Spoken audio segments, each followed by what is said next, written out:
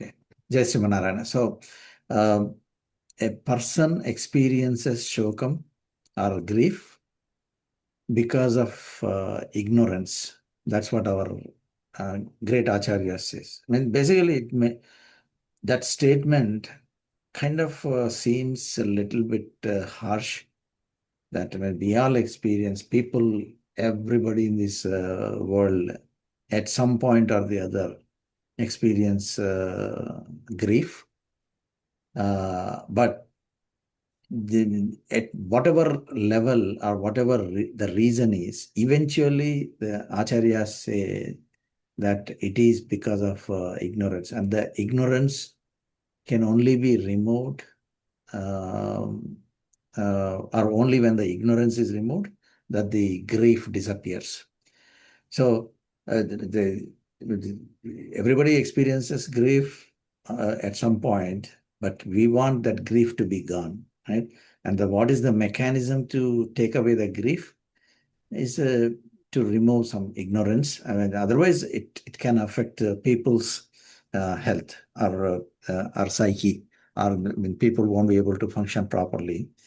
So, so how do we get rid of grief is by removing that ignorance. And how do we remove the ignorance is by acquiring proper knowledge, either through personal understanding, I mean, basically study, or through guidance of elders or great acharyas. A person can free uh, oneself from sorrow. So that's that's what many people agree when they learned scholars. So in this sense, grief is connected with like one's understanding about the Atma. That's what the Upanishad says. According to the Chandogya Upanishad, Tarati Shokam Atmavit. So when this is Chandogya Upanishad, where actually I think we discussed it once before. So one great scholar, Sanaka, Sanandana, they start a university to teach Vedic knowledge. And then one of the applicants is Narada Maharshi. So, and they get surprised that Narada Maharshi himself came. He is considered the epitome of knowledge, right? So, but then when he comes there, so they ask, are you here to learn or to teach? And then he says, yeah, I know a lot of mantras and a lot of shastras. I have a lot of pandityam. Pandityam means subject matter or subject knowledge is there, but the actual true application is knowing about the Atma. So that's when Narada Maharshi says, Tarati Shokam Atmavit. So the knowledge about the Atma, with means knowing or knowledge. So Shokam Atmavit, Atma knowledge. Knowledge of the Atma is the only way anybody can cross the ocean of grief. So mm, so a person who truly understands oneself, meaning about themselves, or the knowledge about the Atma, and realizes that the nature of the Atma will never be overwhelmed by the grief. So according to our Acharya. So Arjuna was overcome by grief and became hesitant to perform his duty. I mean, the grief was obstructing uh, his being able to perform his duty. So, and in order to remove that grief and enable him to fully function, Sri Krishna Paramathma imparted the teaching of Bhagavad Gita. So, Acharya says, like, people experience grief. There are primarily fundamental reasons. If you go at a very, very high level, or at a abstract at a very high level, it is either because some new unwanted things come into our lives, or either the things we desire or we think deserve do not come to us, or because undesirable things do not leave from us, or so unexpected difficulties fall. So one of these three or four categories is when grief happens. Right? No matter what is the specific instance, it fits into one of these three or four buckets.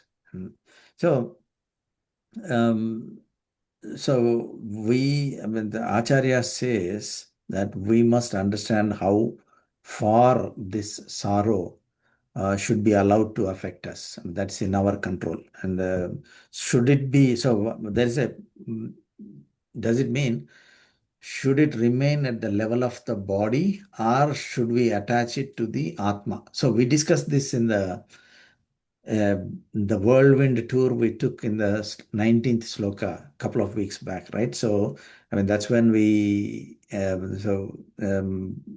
Paramathma said that everything belongs to the deha, the karma should belong to the deham or the body, but by the way we function ourselves, we are attaching it to the soul, and that is why we carry it from one life to the other. I mean, we all know, right? The karma, whatever we perform, I mean, we accumulate that in this life, and then we carry into the next life the sanchita karma, agami karma, and prarabdha karma. These three types of karmas we carry from one life to the other, and the next life when we are born, we are assigned the prarabdha karma that we have to experience. So we know. So the karma is transferring from one body to another along with the Atma. But the reason is that we are not living in a way that the karma is left to the body.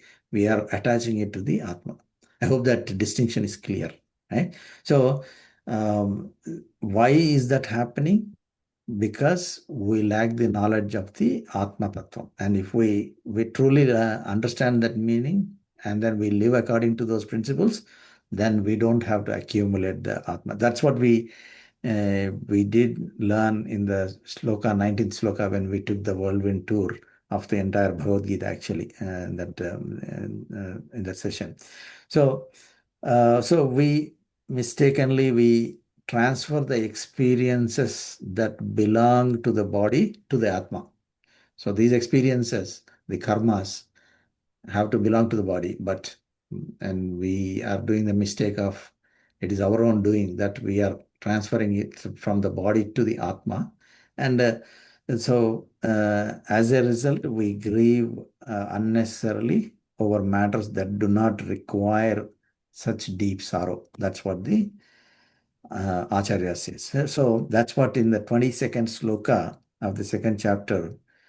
So while teaching a person how to perform one's duty, Sri Krishna Paramatma explains that there is in this instance, in the context of talking to Arjuna, he's saying that no one truly kills a jiva. So what is it saying?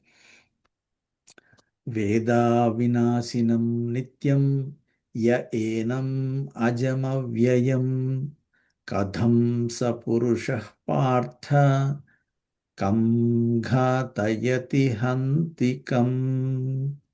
So, at a very, very high level, word by word meaning, so what is it saying is that the um, Veda avinasinam nityam. So understand that what we have, Veda means know about something, right? What Veda means know in this case. Veda has different meanings, but in this case, Veda actually means knowing or know, right? So what do we know? What should we know? So one must know that Jiva is never subject to destruction. Meaning the Atma. Atma is never subject to destruction. It is avinashi. So what Krishna Paramathma is saying is that Veda, the Atma is avinashi. Veda avinashinam nityam. So you must know that Atma is as undestructible and eternal. Nityam means eternal. So actually last week we discussed Nityam means Traikalika. Bhuta, Bhavishyat, Vartamana. All these three periods of time, Atma is always there. There is no birth and so those things, right? So we discussed last week also. So it is eternal.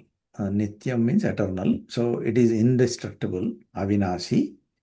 And it is indestructible because it is eternal. So it is Avinashi because it is Nityam. And so, I mean, for example, like, can we say that the sky can be destroyed? I mean, one example the acharyas give is that the sky, there is no meaning to say that the sky can be destroyed, right? So just like that, Atma cannot be destroyed. And uh, the fundamental elements such as earth, air, or fire, they don't completely get destroyed, right? So when uh, when something is not visible, basically the Atma which is in the body, I mean, if it is gone, it is not visible here, means that it has changed its form or exists somewhere else. So that's where the Acharya say, basically from this meaning, right? So Atma is Avinashi and eternal, or indestructible, and Nityam, which is eternal. And there are two characteristics being described here: is Ajam and Avyayam. Ajam means we in the last week's sloka also we discussed about Aja. Ajaha Nityaha Shashvataha Puranaha. Right? What does Aja means? Does anybody remember from last week? So when discussing about the properties of soul, स न जायते म्रियते वा कदाचित् नायं भूत्वा भविता वा न भूयः अजः नित्यः शाश्वतः पुराणः. What does Aja mean? Ajaha. Ja is Death after birth. yes. Thank you, sir. So Ajaha means it is not born, or it cannot be born. So it has no birth, right? So when same thing is enam ajam avyayam. Janma we say, right? Ja is the dhatu, which is, I mean, in Sanskrit everything is built on top of another. The words, I mean, the dhatu's roots come together to become words, right? So Ja is indicating the birth. Ajam, so it is cannot be born, and avyayam. So avyayam means which does not undergo reduction or depletion. Vyayam means being able to spend, right? We all know the meaning of vyayam, meaning expenditure or something going down or shrinking because of spending. That is vyayam. So avyaya means it cannot be reduced or depleted or deteriorated. So in comparison, what is vyayam? So basically here it is saying Atma is avyayam. On the other hand, the deham is or shariram, it undergoes deterioration. And so we all know from practical example, people who are like very heftily built. I mean, over a period of time, when getting old, we shrink. Right? So, my body gradually bends, weakens, and diminishes. So, continuously, body undergoes decay. But eventually, what it means is that body is shrinking, and eventually, this our body, which is made of these five elements, is going back to those five elements. the earth, water, fire, and space. Those 5 elements, Panchabhutas, it is returning back there. So the shariram is returning back to the cause of the shariram. Like when the shariram itself is formed by these 5 elements coming together, and then it is again going back to the nature. So, but then in comparison, what our scriptures and Acharya says, where should the jiva reach when the body is gone? What should be our destination? Body's destination is going back to the 5 elements. Then what should be the destination of the Atma, right? So, um, so, and the place that is the true support and foundation of everything, that's where we must reach. So, meaning our acharyas say that we should not remain in a state where ignorance is given room to flourish. And uh, when the destination or the goal for the Atma when to travel, like in this journey, right? So the soul got the body, and then it is journeying, it is traveling, and it is going to the next stage, the journey to the place where the light of knowledge shines. So that should be the goal. And our spiritual journey naturally proceeds towards it. Uh, if, so since this it has no birth and it is not being reduced, avyayam, the inherent nature, the the what it means is that the inherent nature of the soul, which is the knowledge, jnanam, it does not diminish, right? So if so when so we all know that the property, the basic or fundamental property of the soul is the knowledge or the jnanam, right? So it is like the light which is self-illuminating. So, I mean, we know that there are entities which are like the moon, which is getting light from the sun and then it is illuminated. But the sun is self-illuminating. So, just like the sun, which is self-illuminating, the soul has its the light of knowledge. That is the inherent nature of the soul.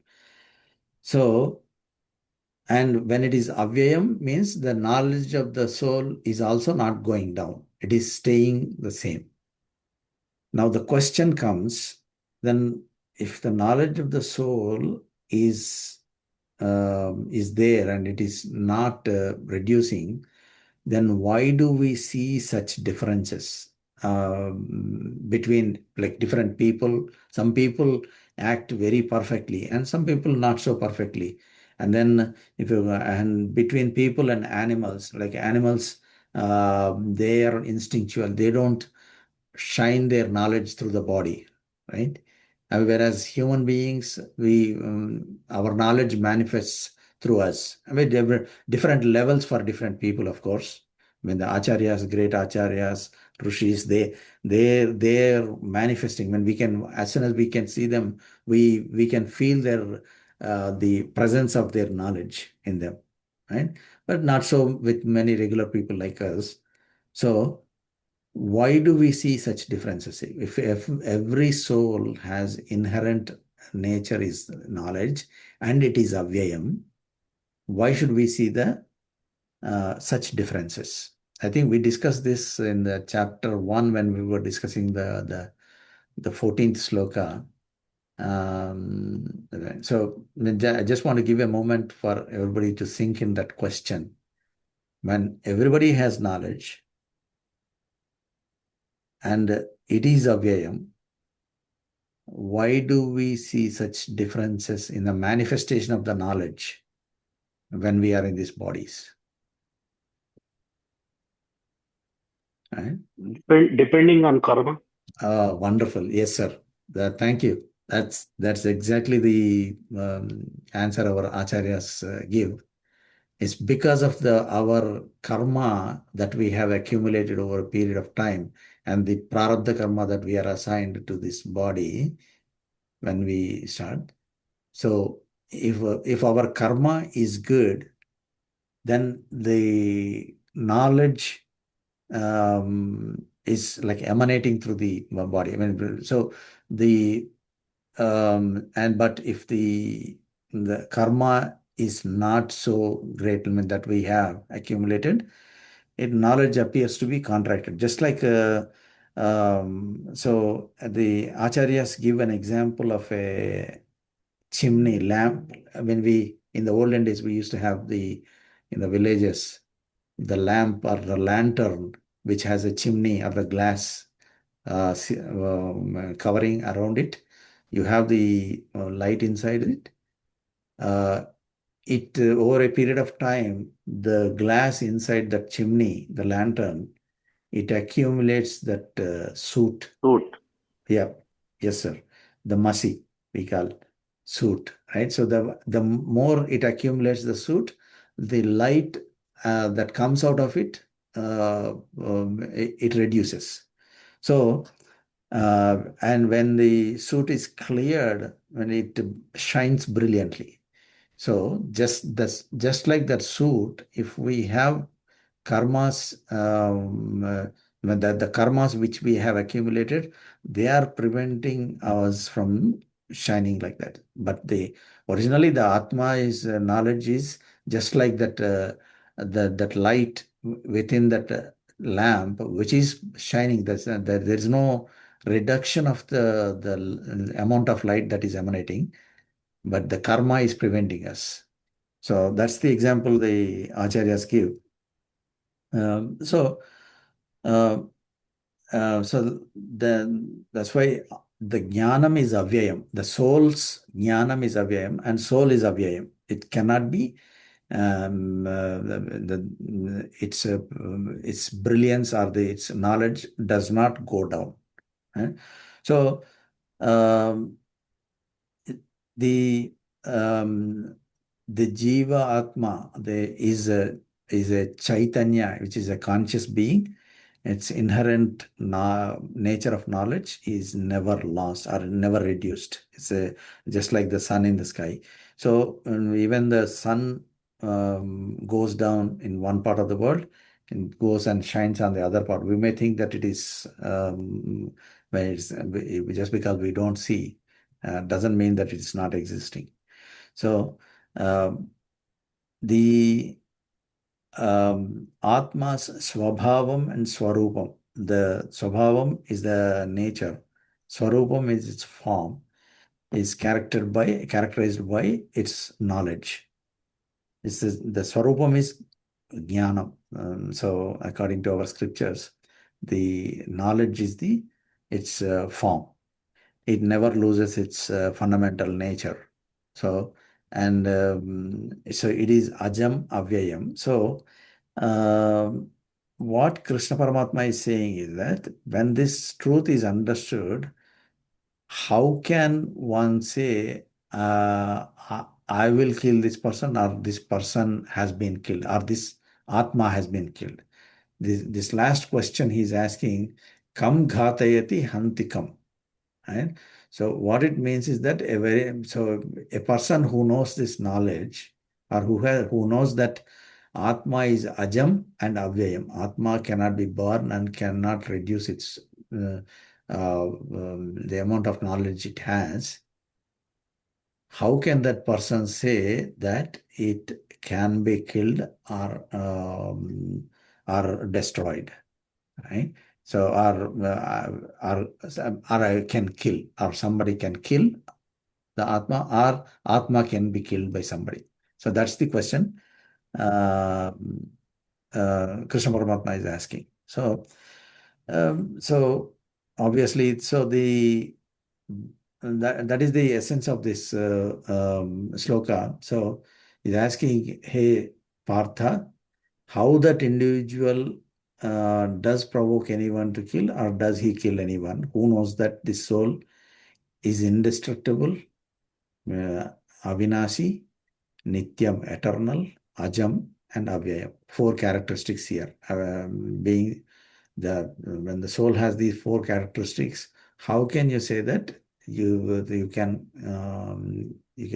somebody can kill the soul, or the soul can be killed by somebody? So that's the question. So now I think this is kind of somewhat repetition is we see from what we discussed previously also.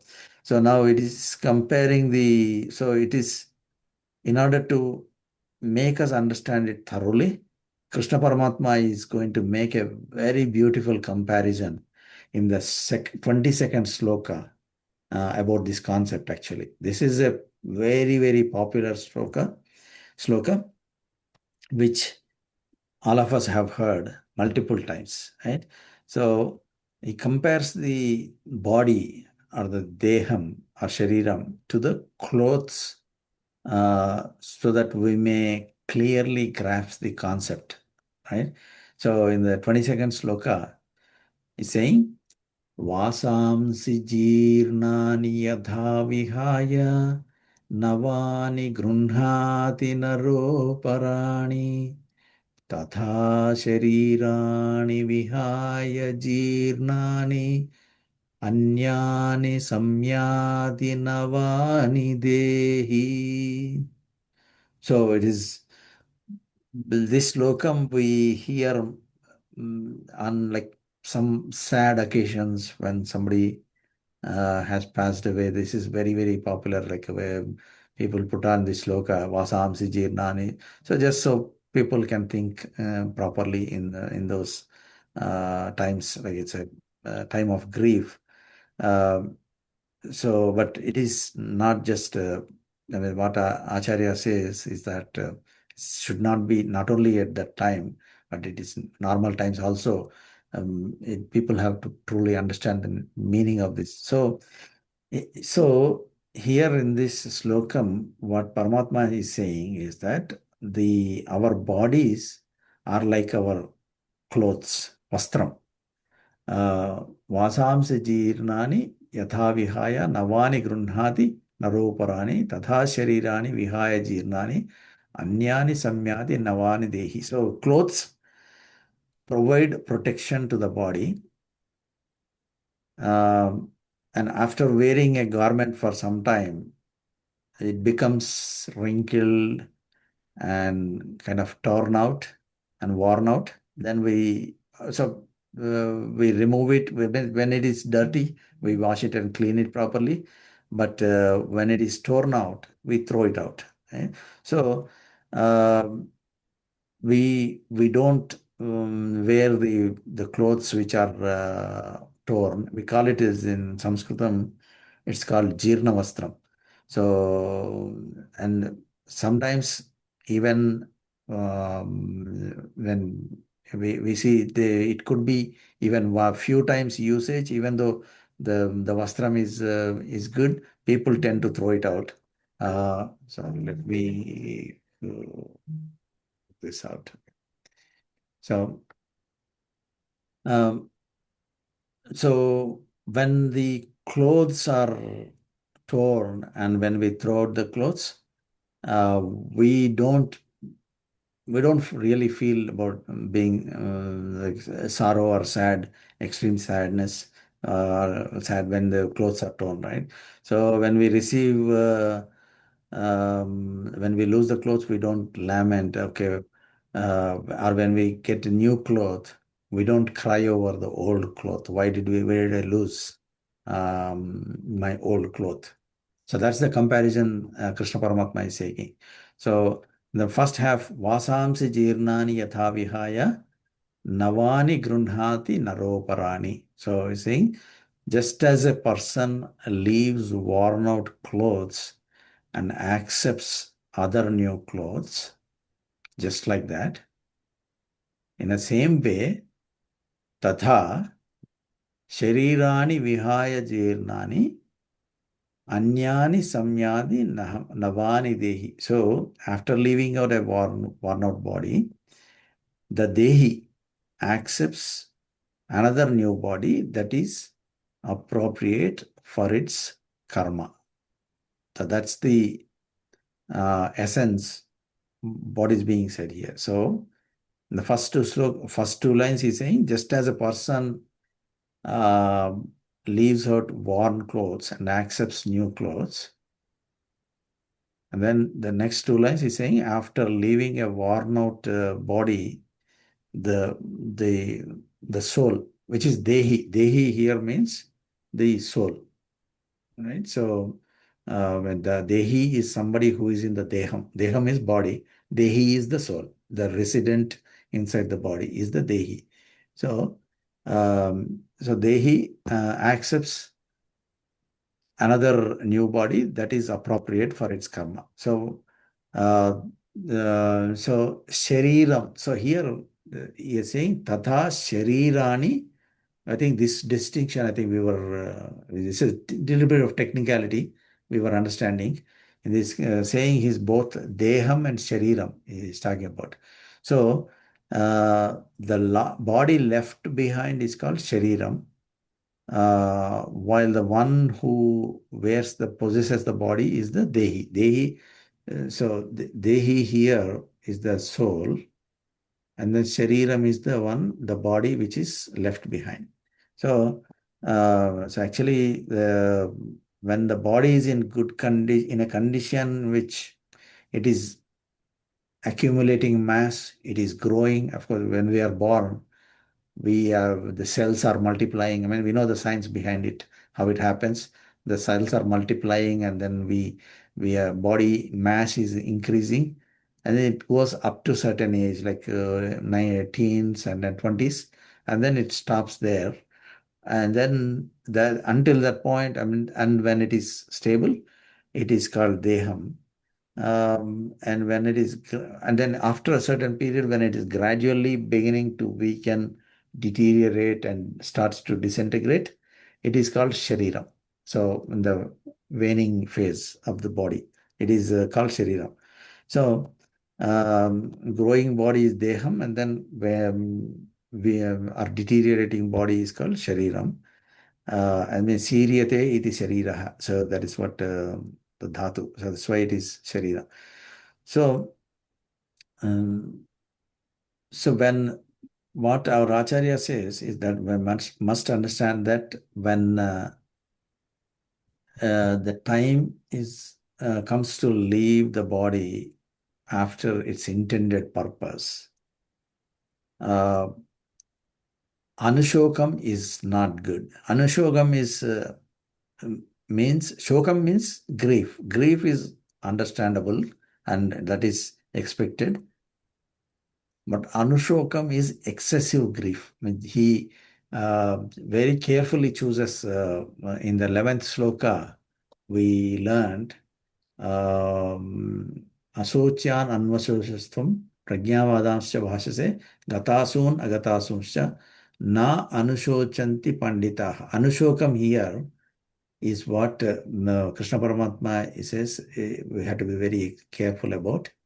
Anushokam is when we have excessive grief which is preventing us from the performance of our duty. So, so in order, and so when the deham, when the dehi, the soul is accumulating, or so is getting the new body, just like it gets new clothes uh, in the current life, that should not be, one should not grieve excessively over its departure of the old body. So it's changing the body similar to changing the clothes, he's saying. So, uh, and the dehi, the soul itself is it happily accepts the new body, just like a new garment is accepted with happiness. So that's how Krishna Paramatma is giving, is giving the knowledge of the Atma to Arjuna. So So, or basically, does it mean in that everything that is new? So basically, we are comparing like new clothes and old clothes, right? So we can't say that not everything old is bad and not everything new is good. So Arjuna is raising that question actually in this context. So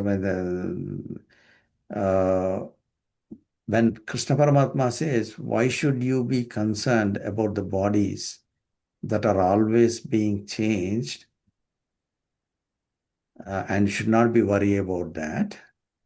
So then Arjuna is asking like a gotcha question here. So I mean, we don't see the question which Arjuna is posing, but between the lines, when we read the sloka, our Acharya says that, okay, you are saying that there is no need to grieve over worn out bodies when they are discarded. That's fine. But now we are in this battlefield, and then not everyone here has a worn out body, right? Many people, very, very young people are there. Some are elderly people, okay, Bhishmacharya, Dronacharya, but the rest of them are all very young and some middle aged and some have responsibilities. Um, so, how can one not feel sorrow or sad if all of them perish?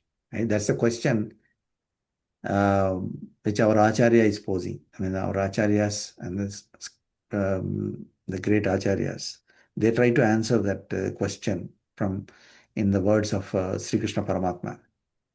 So, can the bodies of these young soldiers, who many of whom are going to die, can they be called worn? Then can they be? Is it fair to be comparing with a jirna vastram, like a worn out garment, right? So, um, this Krishna Paramatma is giving a wonderful answer to this question, as explained. I mean, by the Tattvam, actually, in the Tattva Deepikas, our great Acharyas, Purvacharyas explain this. Yeah. So, Vasamsi Jirnani is very carefully choosing this word, Vasamsi Jirnani. Any garment may be considered worn out. So what does it something to become? If we break it down, what does it something? What does it mean for something to become jirna? Jirna means like a deterioration, right? What does it mean? So when it is well, in our perception, we think Acharya says is that in our perception, when it's completely worn out, when it has been useful full duration, a number of times, uh, and we think it is jirnam. Uh, but the what our Purvacharya says is that jirnam is something, it is for the period for which it is designed to be used. Not like a, for not even if you see it something which is for the outside appearance, it may not look worn out. So, for this, actually, our Acharya gives a very beautiful example so we can understand is that the, the, the medical profession, doctors use the single use disposable syringes, right? I mean, even with the recent ep, ep, epidemic, the so they are very very careful about like single use, even though the needles or whatever equipment they are using, uh, it looks brand new and it is still sharp and it is still reusable. They don't use it because it is designed for that one single purpose. So, and the same thing with their PPE equipment or whatever they use, and then they just throw. It looks I mean, for us, we can't see what is something infected with those, and we feel a little bit bad that they are throwing out something usable, but it is designed for that purpose. So it may still appear to be in a good condition after a doctor performs an operation or completes a procedure. They immediately dispose it off. So that that is the jirnam definition of jirnam is that for that basically when for that PPE equipment or for that syringe, the jirnam condition is that once used, that's it. It is over. So that's what the example which our Acharya gives when in the battle later when Abhimanyu um, uh, is killed in the battlefield, Arjuna cries inconsolably. So so at that moment he consoles Krishna Paramathma. It is Jirnam. It is. It looks very. It feels very. It is very difficult to absorb this truth for people like common people, but that is the fact. There's nothing that anybody can do about it. So it is Jirnam. It is came with its own purpose. I mean, nobody knows how or when a body is completely Jirnam and when nobody can tell. And so for people like Abhimanyu, it is 16. That's it. He was 16-year-old, very young and dynamic. And so it is Jirnam for that. So basically, um, uh, so that's the definition of Jirnam, Vasamsi Jirnani. So, but now the next question, okay, that's fine. It is in nobody's control. Then people are happy when the old cloth is replaced by a beautiful new cloth. So once this soul leaves this body, which is Jirnam, is there any guarantee that it will get a better body? Like we all want, like we once our new clothes, we wish to be better than the old cloth. So similarly, is it guaranteed that the soul will get a better body? And if that is going to be there is no guarantee that all these soldiers in this battlefield, if there is no guarantee that they'll get a better body, then is that necessary to for them to die in this battlefield, right? So so it's like one example in this in favor of like Arjuna's argument Acharya gives is that an old man or a poor man lives in a thatched hut which doesn't have any protection. But in the same village, if they build a very beautiful new prison is built with very strong doors and windows and walls, and so if people ask him to come from, okay, why do you live in this poor, this thatched hut? Come and live in the jail. He won't agree, right? So it's like that. Like even if so if the new body, what is the definition of a better condition for the new body, and what if they don't get the body that they want? Then is it worth it? Right? So, um, and so another example is like where our Acharya gives is that like if somebody has old clothes and if they are given clothes new, so they are given a new garment made out of jute cloth, right? Like for example, like we say Gone Sanchi or the Basta, they're made out of that jute material. It's very coarse and it looks very bad, ugly. So people don't prefer, like they prefer to have the old cloth itself. So those kind of example. So um, so what Krishna Paramathma is saying to Arjuna, and he says later on also in the Bhagavad Gita is according to the scriptures, in this instant, or in this context, whoever is performing in this righteous war, Dharma Yuddham, a person who gives up their life in the when acting on behalf of the side which has dharma. Dharma yuddha means not everybody who is participating in the battlefield, but the person who chose the side of the dharma and fights. So that person will attain, I mean, because they are fulfilling their duty. So such person, Ramaniyam Yonima Padyante, they say.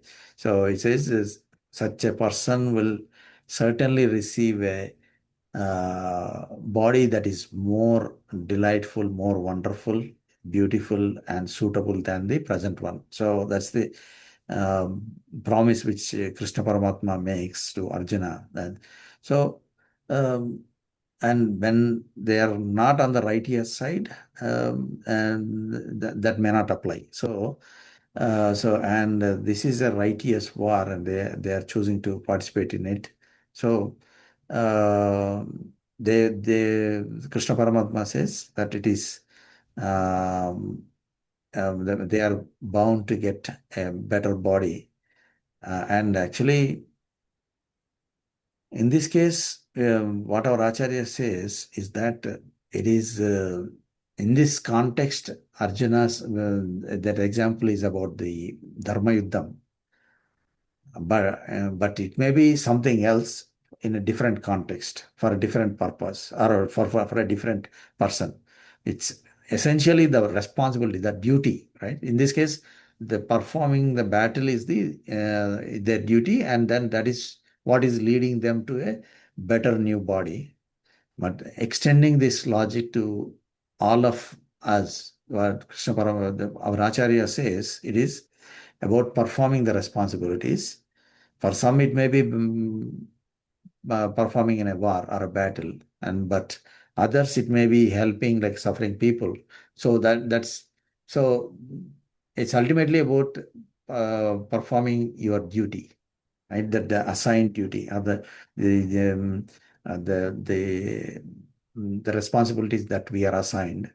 If we perform, and whoever gives up the body, continuing to faithfully performing their duty and responsibility, carrying out their assigned work, will attain a better body better than the present one. That's the eventually what we will we will understand from the later on uh, more elaboration of this in the context of in Bhagavad Gita.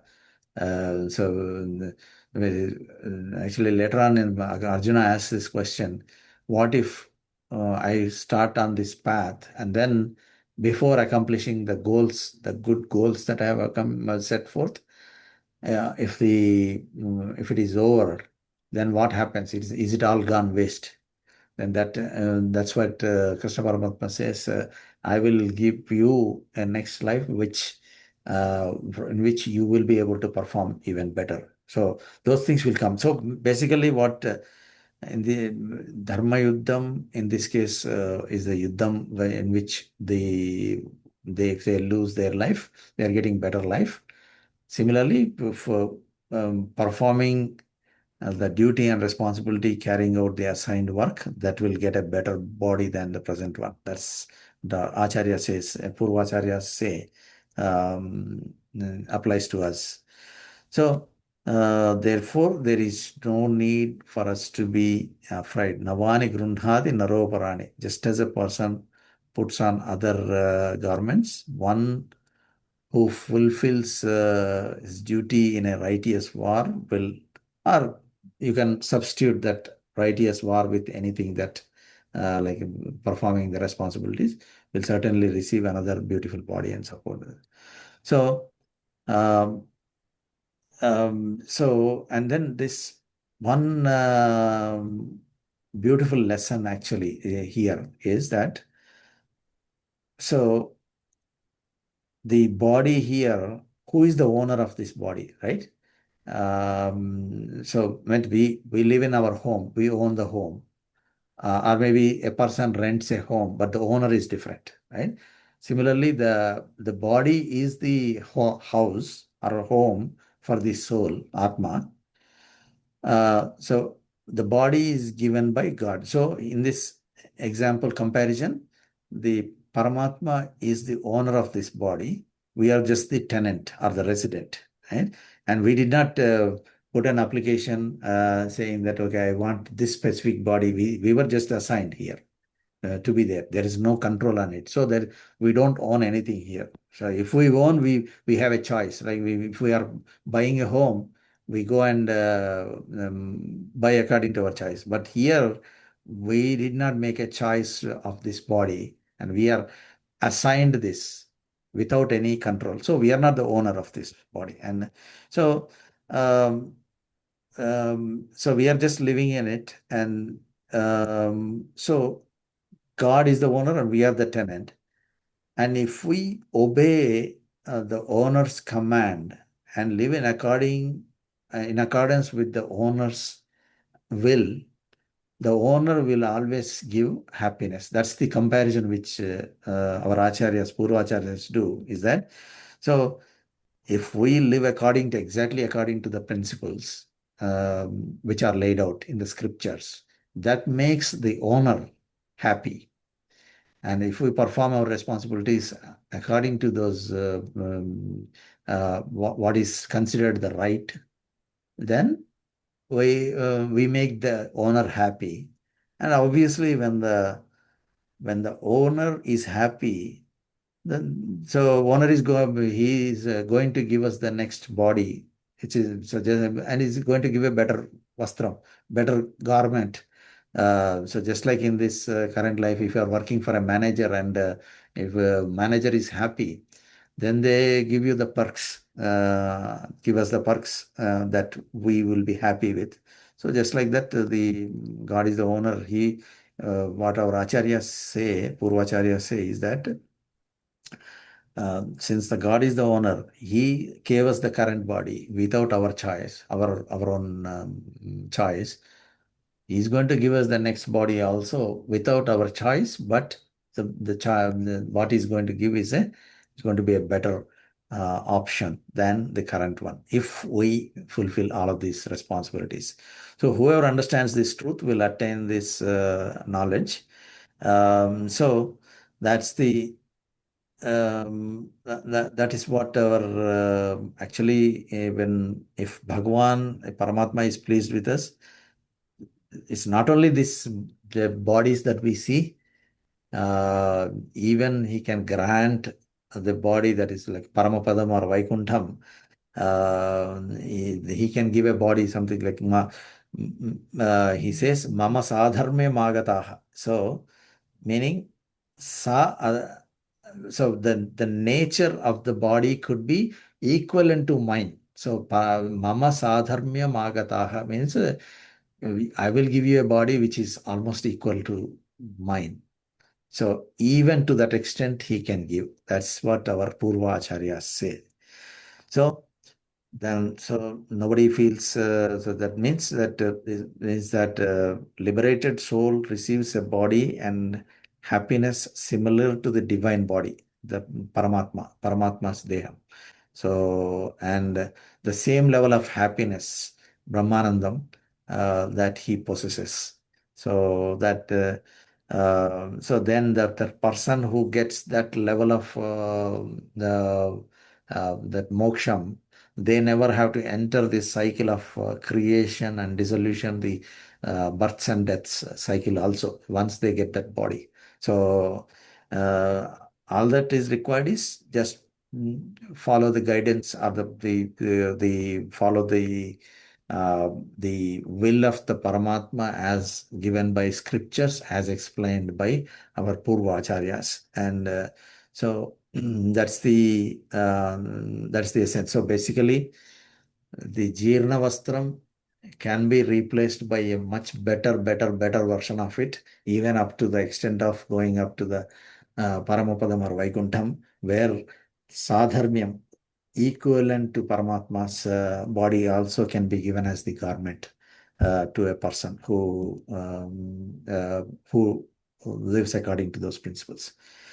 So that's the essence of this Vasamsi Jirnani Yatha Vihaya Navani Grunhati Naroparani Tatha Sharirani Vihaya Jirnani Anyani Samyati Navani Dehi. So that's where we conclude. Any comments or feedback? Anything from anybody?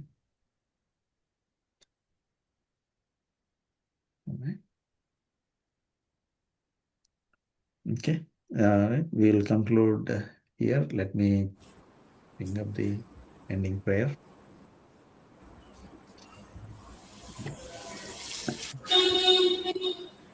Om Agnenaya Supatharaye Asman Vishwani Deva Vayunani Vidvan Yuyodhyasmat Juhuranamenaha Bhuishtante Nama Uktim Vidhema Om Purnamidam Purnamadaha Purnat Purnamudachyate Purnasya Purnamadaya Purnamevavasishyate Om Namah Paramarishibhyo Namah Paramarishibhyaha Om Namah Paramarishibhyo Namah Paramarishibhyaha Om Asmad Gurubhyo Namaha Jai Srimanarayan. जय श्रीमन नारायण। जय Shriman Narayan. Jai Srimanarayan.